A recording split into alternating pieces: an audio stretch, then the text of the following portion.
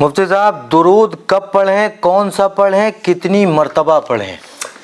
دیکھیں، جو سب سے افضل اور سب سے اعلیٰ درود پاک جس کی حدیث میں تاکید بھی آئی ہے، فضیلت بھی بہت بڑی آئی ہے، وہ درود ہے جو اللہ تبارک و تعالیٰ نے رسول اللہ صلی اللہ علیہ وآلہ وسلم نے جس کو نماز میں رکھا ہے کہ اللہ کی خاص عبادت نماز ہے، اور اس میں جو درود پڑھی جاتی ہے درود ابراہیمی.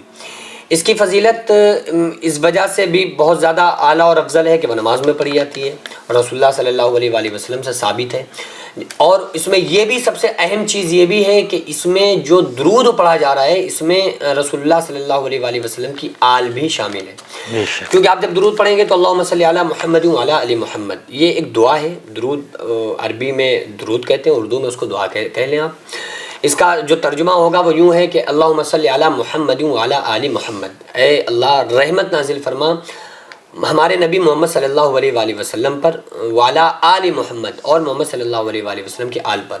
اسی طرح سے درود ابراہیمی کا جو دوسری درود ہے اللہم بارک علی محمد وعلی آل محمد، اللہ تو برکتیں نازل فرما ہمارے نبی صلی اللہ علیہ وآلہ وسلم پر اور ان کی آل پر، جیسا تو نے رحمتیں اور برکتیں نازل کی تھیں ابراہیم علیہ السلام پر اور ان کی آل پر.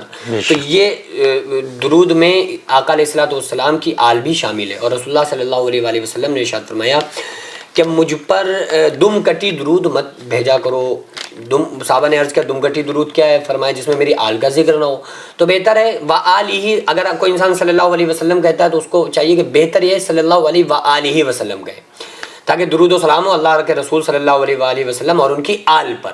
تو آل کو شامل رکھے، کیونکہ وہ آل کو اللہ تعالیٰ نے درود میں جس درود میں آل کا ذکر ہے نا، جس میں آل کے لیے دعائیں ہیں، اس درود کو نماز میں رکھا گیا ہے کہ یہ درود انسان پڑھے.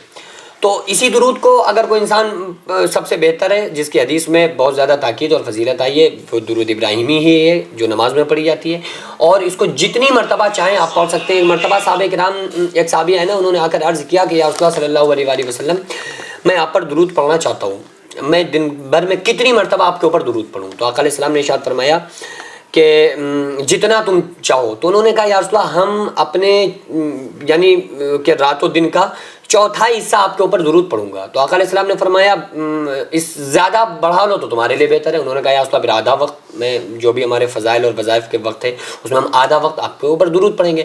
آپ نے فرمایا کہ زیادہ کر لو تمہارے لیے بہتر ہے. تو انہوں نے کہا یا رسول اللہ پھر ہم تہائی حصہ، پھر کہا یا رسول اللہ میں پورا حصہ آپ کے اوپر جو بھی ہے میں آپ کے اوپر بس درود پڑھوں گا.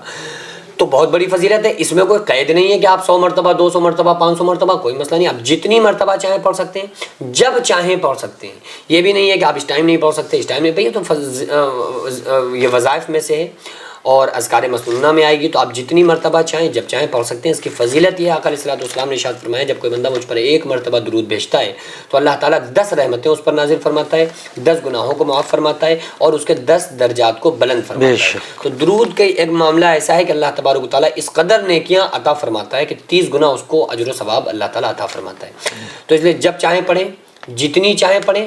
اور جو درود اور بہت ساری درود ہیں، اللہم انزل المقعد المقرب عندک یوم القیامہ ہے، صلی اللہ علیہ وآلہ وسلم ہے، سب سے چھوٹا درود ہے جو نماز جو نام آنے پر اکثر و بیشتر لوگ پڑھتے ہیں. اور درود ابراہیمی پڑھیں تو سب سے زیادہ بہتر ہے کیونکہ وہ طویل بھی ہے، آل کا ذکر بھی ہے، اور جتنی مرتبہ چاہیں اس درود کو